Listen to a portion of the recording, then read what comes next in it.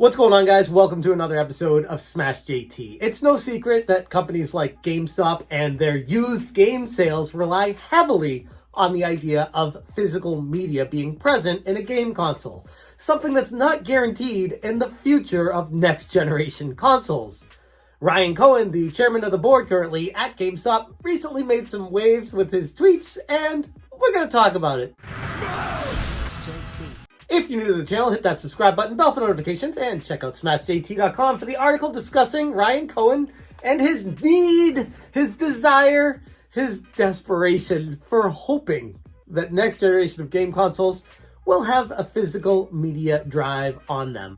In response to a Mark Gurman tweet, and Mark Gurman, if you don't know, he's the chief correspondent for Bloomberg. He covers Apple, tech, Peloton devices, things like that. So he recently stated on Twitter, "Power on.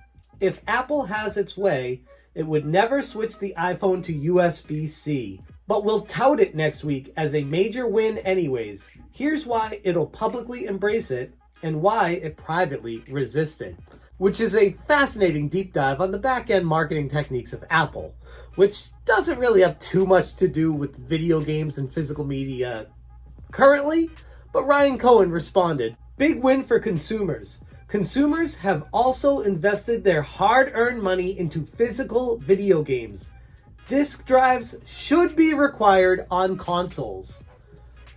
Interesting. This is a fascinating hot take from someone who is clearly biased with wanting something to happen based off of, the longevity and success of the company that he's currently running right now that basically depends on physical media to keep it alive. But it's an angle that I hadn't really thought of before. Most people are considering it's just Sony and Microsoft with the disk drives, and if they decide to go the route of physical versus digital and what they determine is going to be the future of the game industry, and how it's all ultimately leading to one commonality, and that is the PC master race, which, admit it or not, that's the direction that console gaming is going.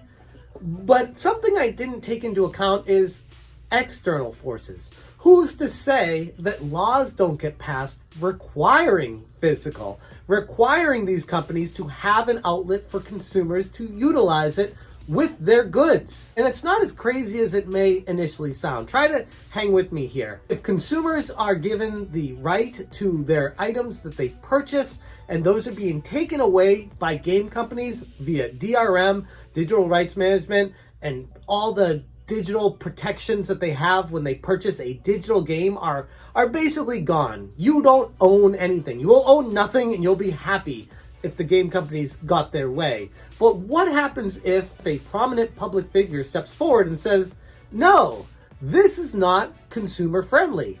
This is not an okay direction to take the video game industry," and completely shift the entire dynamic of what's allowed and what's not?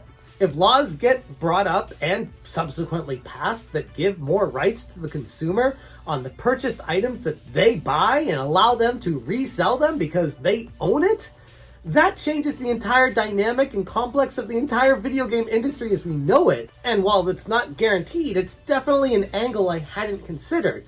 Many people haven't considered. Most people, I've noticed, are just watching the actions transpire, and one thing leads to another, naturally leading to another, getting us to the point we're at right now, assuming there's no intervention by any kind to change the direction, change the narrative, and make it more consumer friendly. And it's not just GameStop.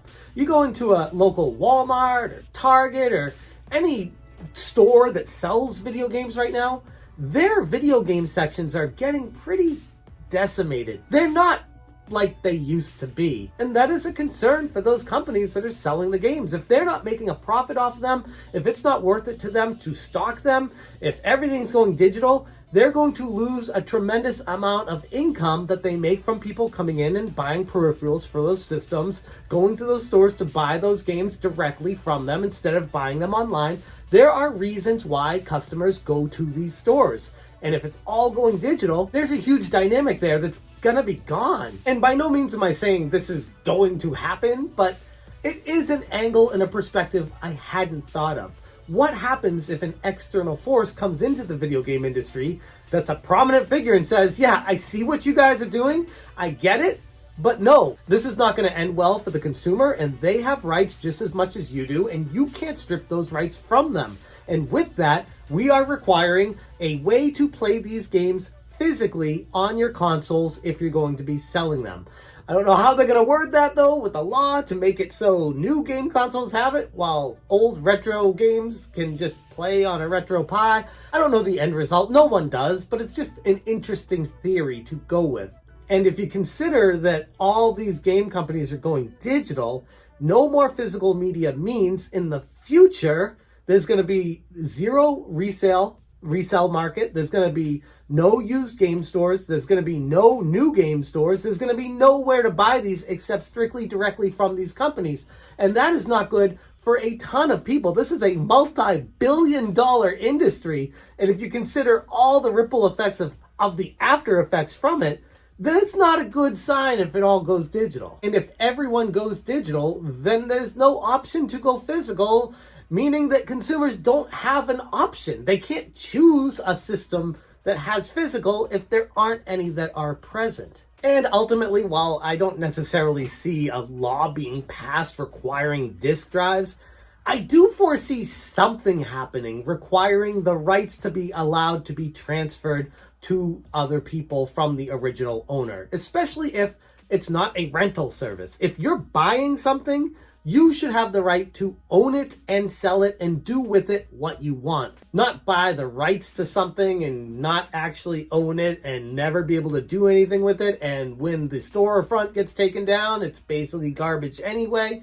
That's not an okay solution either. So there's gonna need to be some sort of middle ground that comes up, whether it is requiring some sort of hardware device input, or even just a license that you purchase and you're allowed to sell and trade, and you could bring a USB stick to GameStop and they plug it into their computer and say, okay, we're gonna download all these rights that you have and take them for us and give you 13 cents for them, because that's what we do with our trade-in value. And then they can resell the digital games themselves and transfer it to people, whether it be an email code or a USB stick or whatever it is to transfer the information.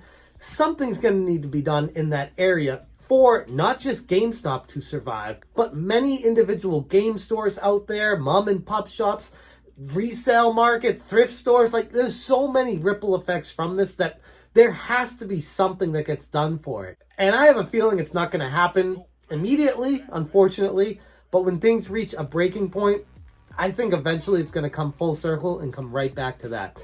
Those are my thoughts on it. I thought it was really interesting that Ryan Cohen, of all people, the chairman of the board of directors at GameStop, in a reply to a comment, insinuates that game companies should be required to have disk drives in their game consoles. Well, except Nintendo, because, they still do cartridges. But same difference. Anyways, I'm going to leave it there. Let me know what you guys think about this situation in the comments below. Check out smashjt.com. I'll put a link in the description as well to this article for even more information. Thank you so much for watching, and as always, you stay smashing. Smash